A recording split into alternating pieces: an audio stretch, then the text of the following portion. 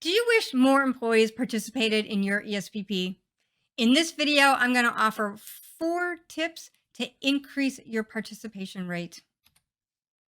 My first tip is to make participation a priority.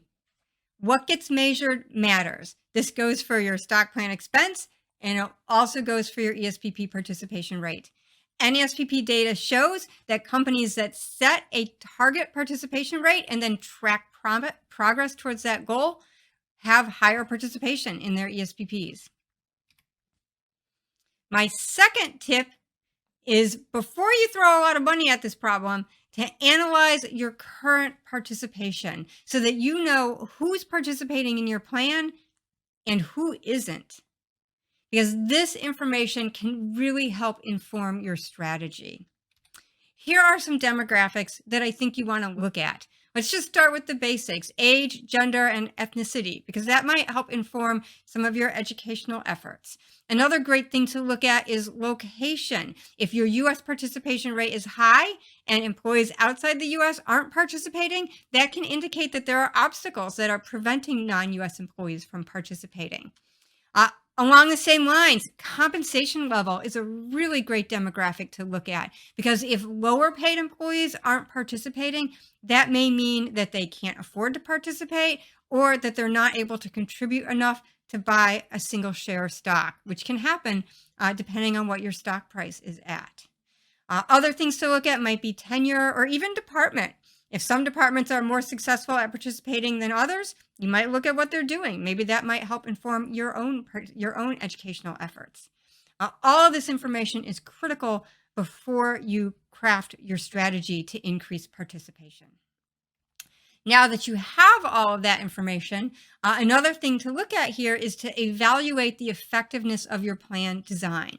Because oftentimes where companies really want to start when it comes to increasing participation is with their educational program. And that can be a great solution, but an educational program cannot make up for defects in the plan design itself. You want to make sure that your plan offers an economic incentive that is sufficient for employees to want to participate, and that it removes barriers to participation.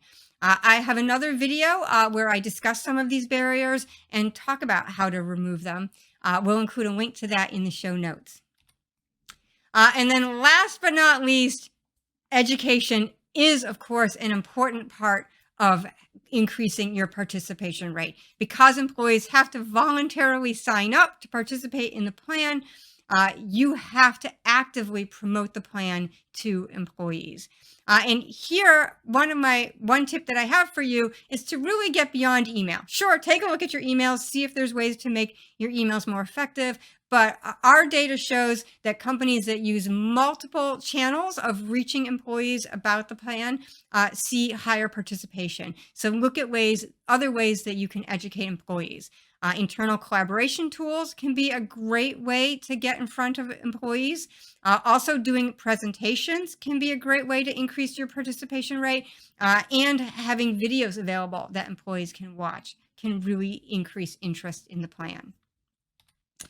So those are my 4 tips. I hope that I have given you something to think about and some ideas to try.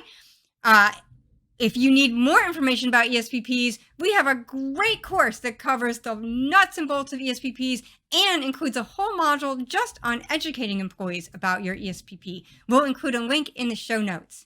I hope you enjoyed my video today. If you did, please subscribe to our YouTube channel. That way you're notified when we post new videos, and it actually really helps us out too. Win-win. Thanks for watching.